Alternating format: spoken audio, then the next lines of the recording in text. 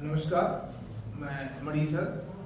आज हम लोगों के समक्ष एक महत्वपूर्ण विषय पर चर्चा करने जा रहे हैं। आज का टॉपिक है जलवायु परिवर्तन का मानव जीवन पर प्रभाव।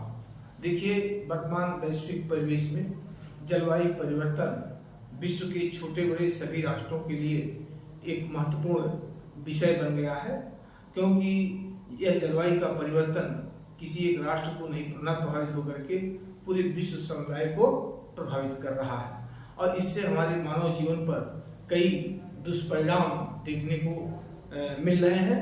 और अगर यही क्रम रहा तो हमारे आने वाली पीढ़ी के लिए अस्तित्व का संकट उत्पन्न हो सकता है। तो इसी संदर्भ में आज हमें चर्चा करनी है।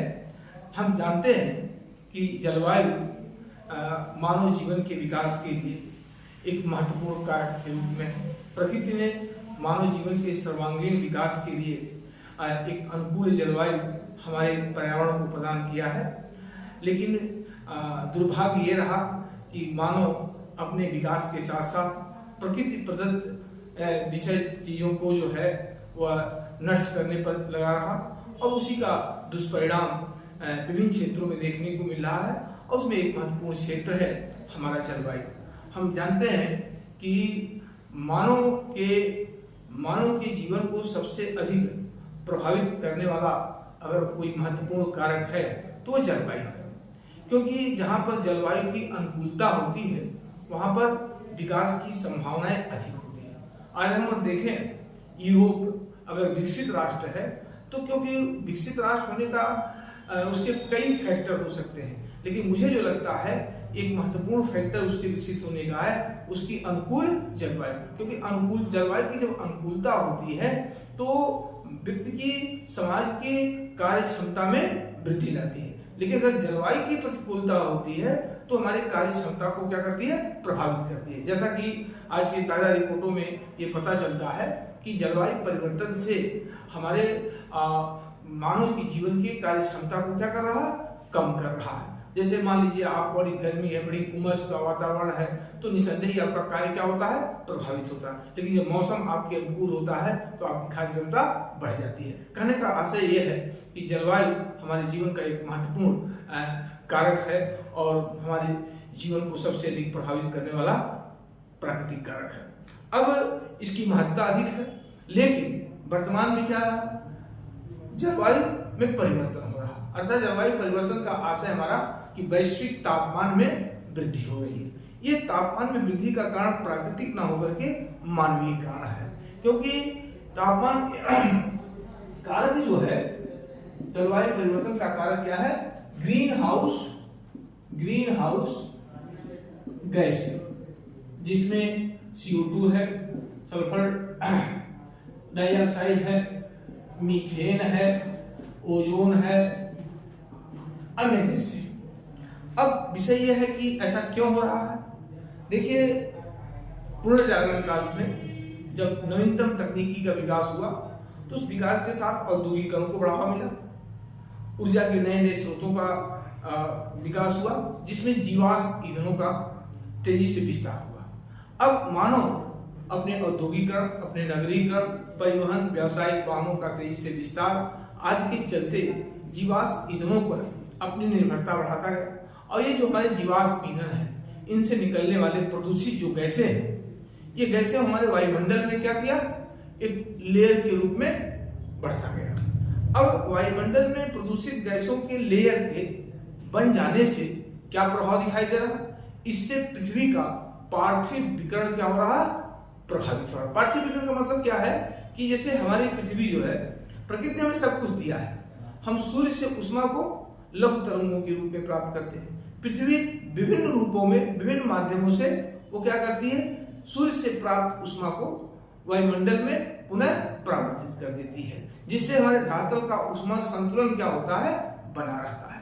अब वर्तमान में हो क्या रहा है, वर्तमान में ये हो रहा है कि जो प्रदूषित गैसें हैं, carbon dioxide, sulphur dioxide, methane, CFC, तमाम ऐसे प्रकार के प्रदूषित गैसें ये वायुमंडल में लगातार जमा हो रहे हैं। पहले हम पढ़ते थे कि वायुमंडल में कार्बन डाइऑक्साइड की मात्रा 0.3% है, लेकिन नवीनतम रिपोर्ट है कि वायुमंडल में कार्बन डाइऑक्साइड की मात्रा 0.04% हो गया, अर्थात कार्बन डाइऑक्साइड की मात्रा में वृद्धि हो रही है। इससे वृद्धि होने से पृथ्वी का पार्थिव विकिरण क्या हो रहा, प्रभावित हो रहा, अर्थात जो नॉन स्टॉप जो है पृथ्वी अपने ऊर्जा का उष्मा को परावर्तित करती थी, उसमें बाधा उत्पन्न है। बाधा उत्पन्न से क्या होता है कि पूरा धरातल पर तापमान क्या हो रहा, लगातार बढ़ता जा रहा। अब ये जो वैश्विक तापमान में जो वृद्धि हो रही है, इस वृद्धि के चलते हमारे मानव जीवन को सबसे अधिक दुष्प्रभावित हो रहा। देखिए हमें जानना चाहिए कि प्रकृति जो है,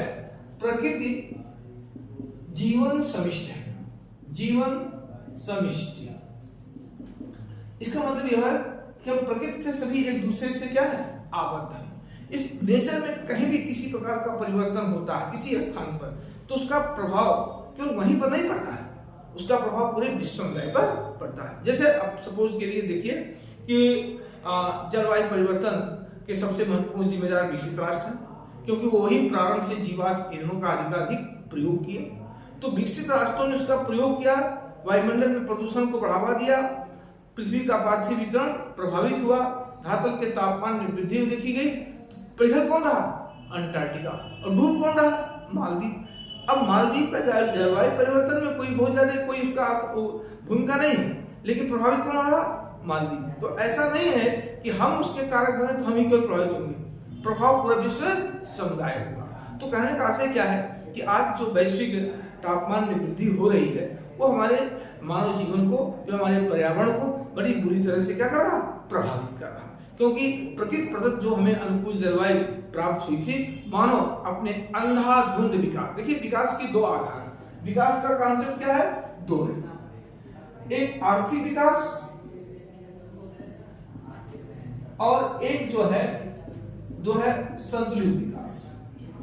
अब आर्थिक विकास किस पर आधार है, आर्थिक विकास जो हमारा है ये वर्तमान आवश्यकताओं को ध्यान में रख करके किया जाता है, उसको भविष्य से बहुत ज्यादा ध्यान देना नहीं है। लेकिन संतुलित विकास क्या करता है कि हम वर्तमान आवश्यकताओं की पूर्ति भी करें और आने वाली पीढ़ी के एक अनुकूल पर्यावरण दे सकें। दुर्भाग्य से भारत सहित पूरे विश्व के जितने भी राष्ट्र हैं, उनके विकास का आधार क्या रहा, आर्थिक विकास। अब इस आर्थिक विकास में इन्होंने औद्योगिकरण को बढ़ावा दिया, नगरीकरण को बढ़ावा दिया, अंधाधुंध मशीनों का प्रयोग किया, जिसमें जीवाश्म ईंधनों का अधिकाधिक प्रयोग होता गया, और इस प्रयोग से कहीं न कहीं हमारे नेचर में परिवर्तन देखा गया, हमारे वायुमंडल में प्रदूषण में वृद्धि हुई, हमारी पार्थिव विकिरण प्रभावित हुआ, और इससे चलते हमारे तापमान में वृद्धि हुई। अब इसका हम देखना है कि जो जलवायु परिवर्तन हो रहा ये हमें किस तरह से प्रभावित कर रहा है। तो देखिए पहला हम एक एक करके इसके प्रभाव पर चर्चा करने जा रहे हैं, और हमारी चर्चा का पहला पॉइंट है कि प्रभाव क्या है। तो इसका जो प्रभाव है, सबसे पहला कि तापमान बढ़ने से ग्लेशियर में पिघलाव, समुद्र जल स्तर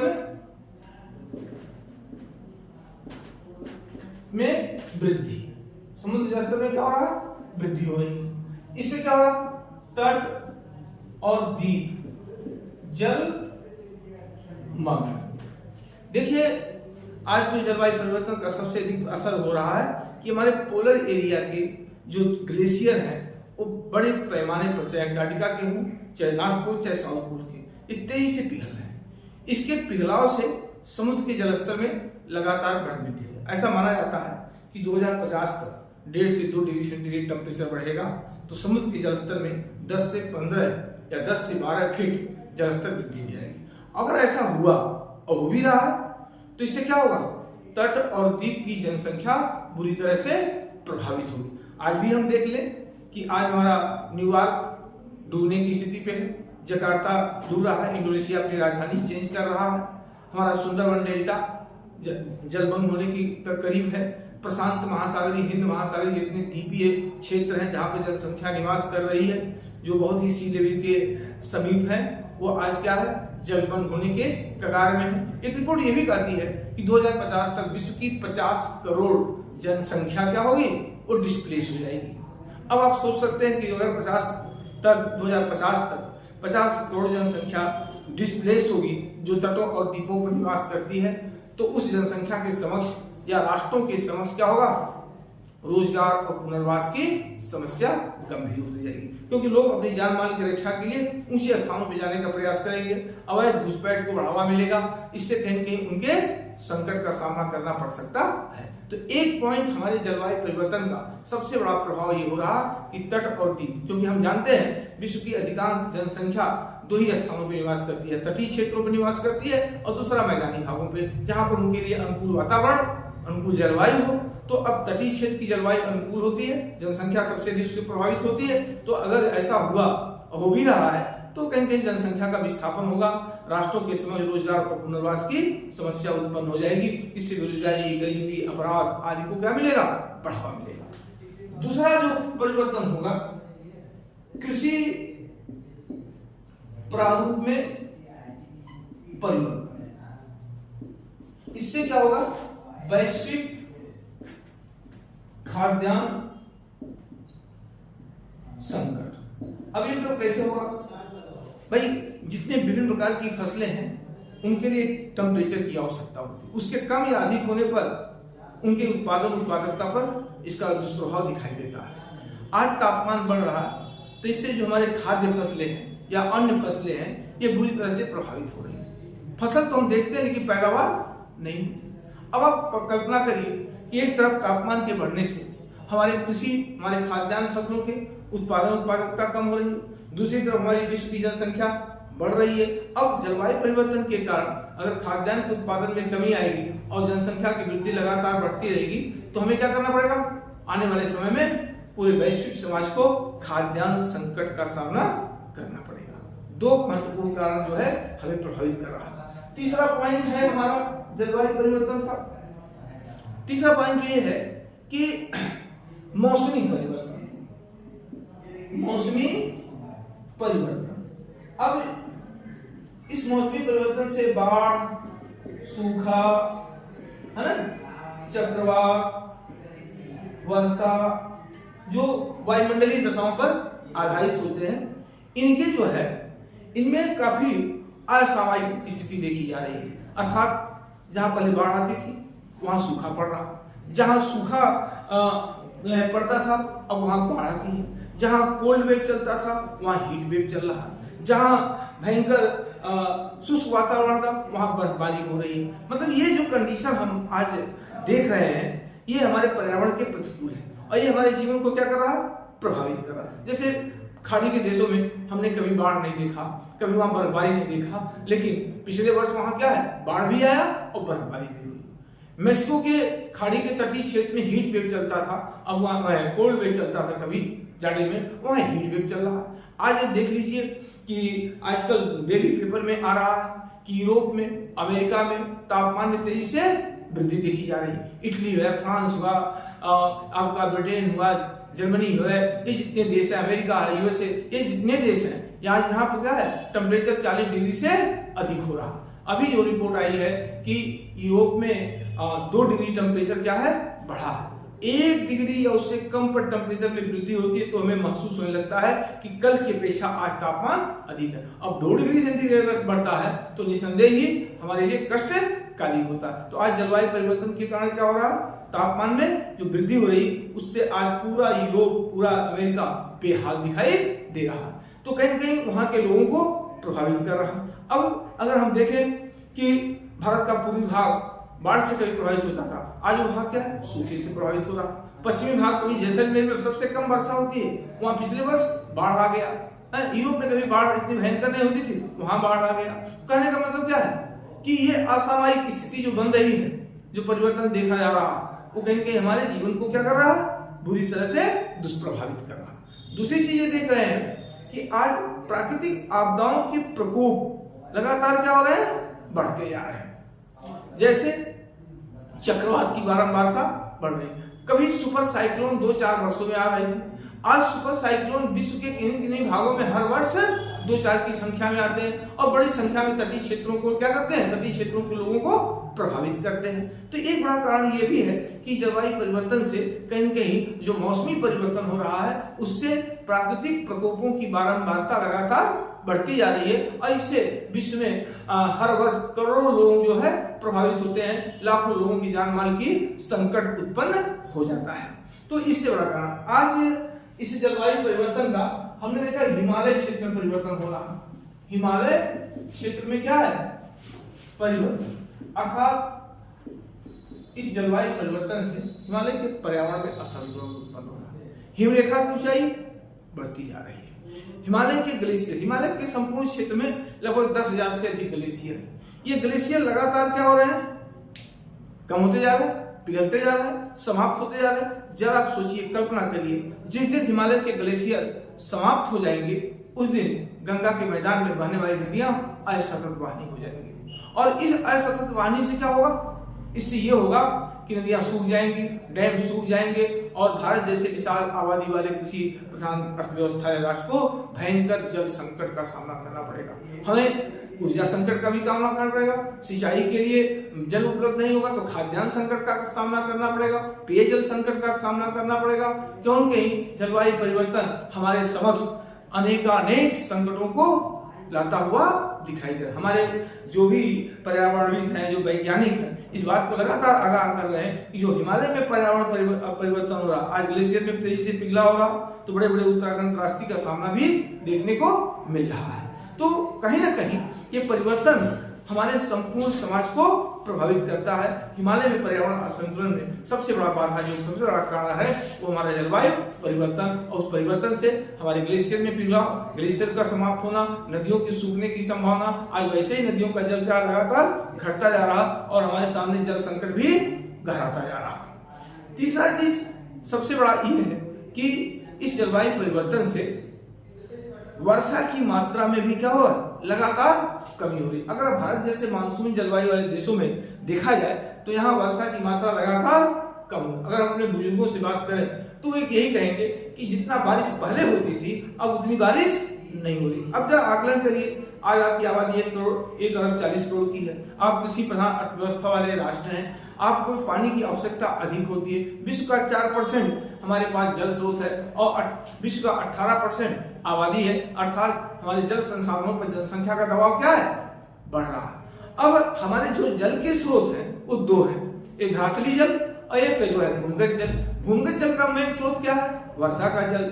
अब स्थिति क्या है कि हम भूमिगत जल का लगातार दोहन कर रहे हैं और वर्षा की मात्रा लगातार कम हो रही है, तो हमारे जल स्रोत भूमिगत अंडरग्राउंड वाटर का जो है लेवल लगातार क्या हो रहा? नीचे जा रहा। तो धातुली जल भी हमारे खत्म हो रहे हैं, नदियों में पानी का प्रवाह कम होता जा रहा, हमारी झीलें, हमारे तालाब इस सूखते जा रहे हैं, अंडरग्राउंड वाटर नीचे जा रहा है। तो इससे क्या है, कहीं न कहीं भारत जैसे देश को एक बड़े जल संकट का सामना करना पड़ सकता है। तो जलवायु परिवर्तन हमें कहाँ किन रूपों में हमारे सामने जल संकट लाता है। जलवायु परिवर्तन हमारे कृषि के प्रारूप में परिवर्तन ला करके हमें खाद्यान्न संकट उत्पन्न करता है। जलवायु परिवर्तन हमें जो है असामयिक प्राकृतिक प्रकोपों के से बढ़ावा दे रहा है, जिसके सामने वर्ष में कहीं कहीं एक भयंकर वायुमंडलीय क्रियाओं के द्वारा, चाहे वो चक्रवात आता हो, चाहे बाढ़ हो, चाहे सूखा हो, चाहे भूस्खलन हो, ऐसी घटनाएं लगातार बढ़ रही हैं। हमारे इस परिवर्तन से हमारे पर्यावरण को काफी क्षति हो रहा। हिमालय का पर्यावरण असंतुलित होता जा रहा, हिमालय के ग्लेशियर सूखे जा रहे हैं, नदियां असतत होने की संभावनाएं बढ़ती जा रही हैं। परिवर्तन से समुद्र के जलस्तर में लगातार वृद्धि देखी जा रही है और यह वृद्धि हमारे सामने अनेक समस्याएं उत्पन्न करता हुआ दिखाई दे रहा। तो कहने का आशय हमारा ये है कि आज ये जलवायु परिवर्तन मानव जीवन को सबसे अधिक प्रभावित कर रहा है और जो परिवर्तन हो रहा है इसका जिम्मेदार प्रकृति नहीं है, इसका जिम्मेदार पूरी तरह से हमारा मानव समाज है, जिसने अंधाधुंध विकास के रास्ते पर जो चल करके अपने वर्तमान आवश्यकताओं की पूर्ति तो कर रहा है, लेकिन भविष्य के आने वाली पीढ़ी के लिए कोई चिंता नहीं किया, जिसके परिणाम में आज हम संकट का भी सामना करते हुए दिखाई दे रहे हैं और आने वाले पीढ़ी को हम लगता है कि अनेक संकट होगा। उनके सामने खाद्यान्न संकट उत्पन्न हो सकता है, उनके सामने जल संकट उत्पन्न हो सकता है, उनके सामने हमारे प्रतिकूल क्लाइमेट टेम्परेचर का सामना करना पड़ सकता है, हमारा अस्तित्व ही खतरे में पड़ सकता है। अब देखिए, ये जलवायु परिवर्तन मानव के द्वारा उत्पन्न किया गया है, तो इसका समाधान भी इस मानव समाज के पास ही है। आज इस परिवर्तन से विश्व के छोटे बड़े सभी राष्ट्र क्या हो रहे हैं, प्रभावित हो रहे हैं। अब जब कोई विषय बिंदु किसी एक राष्ट्र का नहीं होकर के पूरे वैश्विक समाज का होता है तो उसका समाधान विश्व के सभी राष्ट्रों को एक साथ मिलकर के ही करना होगा, अर्थात सामूहिक सुरक्षा के आधार पर करना होगा। अब इस आधार पे हमें ये नीति अपनानी होगी कि हमें संतुलित विकास की अवधारणा पर काम करना होगा, और जब हम संतुलित विकास की अवधारणा पर काम करने की इच्छा रखते हैं तो हमें क्या है, ग्रीन हाउस गैसें जो निकलती हैं उनको नियंत्रित करना होगा, अर्थात जीवाश्म ईंधनों की जो हमारी निर्भरता है उसे कम करनी होगी, और जो नवीकरणीय ऊर्जा के स्रोत है उसे विकसित करना होगा, जिससे हम वायुमंडल में प्रदूषित गैसों की मात्रा कम कर सकें। अब इसके दिशा में प्रयास भी किए गए, जैसा कि हमने 2015 में पेरिस समझौता हुआ, विश्व के अधिकांश देशों ने इसमें हस्ताक्षर किया और सभी ने कहा कि हम कार्बन के उत्सर्जन को 1990 के स्तर पे लाएंगे, अर्थात 30% अपने कार्बन में क्या करेंगे, कटौती करेंगे। अब अचानक उसे रोका नहीं जा सकता। अगर हम अचानक जीवाश्म ईंधनों के प्रयोग को बंद कर दें तो हमारा विकास भी अवरुद्ध हो जाएगा, हम वैसे भुखमरी के कगार पर पहुंच जाएंगे। लेकिन हम धीरे धीरे इसमें कमी ला सकते हैं और इसमें इसके स्थान पर वैकल्पिक ऊर्जा के स्रोतों को बढ़ावा दे सकते हैं, जिससे हम एक अनुकूल वातावरण विकसित कर सकते हैं और वर्तमान ऊर्जा संकट से भी बच सकते हैं और आने वाली पीढ़ी को एक अच्छा पर्यावरण भी दे सकते हैं। लेकिन दुर्भाग्य है कि कुछ ऐसे राष्ट्र हैं जो इस समझौते का पालन करते हुए दिखाई नहीं दे रहे। अब जैसे आप जान लीजिए कि विश्व में सबसे अधिक कार्बन उत्सर्जन करने वाले 3 राष्ट्र हैं, अमेरिका, चीन और भारत। तो जब तक अमेरिका, चीन, भारत जैसे राष्ट्र कार्बन के उत्सर्जन को कम करने के लिए कोई व्यवहारिक या कोई ठोस पहल नहीं करते हैं, तब तक मालदीव और अन्य देशों, छोटे छोटे देशों के पहल करने से जलवायु परिवर्तन पर नियंत्रण करने में कोई असरकारक प्रभाव दिखाई नहीं देगा। अब जैसे 2018 और 19 में अमेरिका ने पेरिस समझौते से अपने को अलग कर लिया। पेरिस समझौते पर ग्लासगो सम्मेलन हुआ, उस सम्मेलन में भी इसी जलवायु परिवर्तन के मुद्दे को, कार्बन के उत्सर्जन को लेकर के विश्व के राष्ट्रों ने एक बार पुनः हुंकार भरी कि नहीं, हम सब मिलकर के कार्बन के उत्सर्जन को कम करेंगे। अब कम कैसे किया जा सकता है? इसके लिए विश्व के विकसित और विकासशील देशों में परस्पर सहयोग की आवश्यकता क्या है कि विकसित देशों के पास हाई टेक्नोलॉजी है जो, और जबकि विकासशील देशों के पास टेक्नोलॉजी का अभाव है, विकास देशों के पास पूंजी और तकनीकी का अभाव है। तो ऐसे में विकसित देशों को चाहिए कि उदारता के आधार पर विकासशील देशों को ग्रीन टेक्नोलॉजी का हस्तांतरण करें, जिससे विकासशील देश भी नवीकरणीय ऊर्जा को बढ़ावा दे सके और कार्बन जो जीवाश्म ईंधन है इसके प्रयोग पर, इसके ऊपर अपनी निर्भरता कम कर सके। तो हो सकता है भविष्य में क्या होगा कि हम जलवायु परिवर्तन के बढ़ते हुए प्रभाव को कम जरूर कर सके। अगर हम ऐसा नहीं करेंगे और जो सतत विकास की प्रक्रिया हमारी जारी है इस पर हम अंकुश नहीं लगाएंगे, अंधाधुंध विकास करते रहेंगे, तो निश्चित ही मानव जीवन पर अनेक संकट का सामना करना पड़ सकता है। हम आशा रखते हैं कि आज का विश्व समाज जलवायु परिवर्तन के लिए काफी संवेदनशील हो चुका है और भारत एक जिम्मेदार राष्ट्र है। भारत बहुत तेजी से नवीकरणीय ऊर्जा को बढ़ावा दे रहा। हमने अपना टारगेट फिक्स कर लिया कि 2030 तक भारत अपने कुल ऊर्जा उपभोग का लगभग 50% क्या करेगा, वो नवीकरणीय ऊर्जा के स्रोतों से प्राप्त करेगा। तो निश्चित हमारी कार्बन की उत्सर्जन जो हमारी है वो हम कम करने में सफल रहेंगे। तो अगर बड़े राष्ट्र इसमें पहल करेंगे तो मुझे लगता है कि मानव जनित ये जो समस्या है क्लाइमेट चेंज, वैश्विक तापमान में वृद्धि, इस पर भी अंकुश लगाया जा सकता है और हम वर्तमान आवश्यकताओं की पूर्ति भी कर सकते हैं और आने वाली पीढ़ी को एक अनुकूल वातावरण दे सकते हैं। तो ऐसा मेरा विचार है। आज का टॉपिक हमारा जलवायु परिवर्तन पे जो रहा है, अगर आपको अच्छा लगे तो इसको सब्सक्राइब जरूर करिएगा, लाइक करिएगा, कमेंट में अपने सुझाव जरूर दीजिएगा। हम आपको अगले वीडियो में किसी नए विषय पर आते हैं। जय हिंद।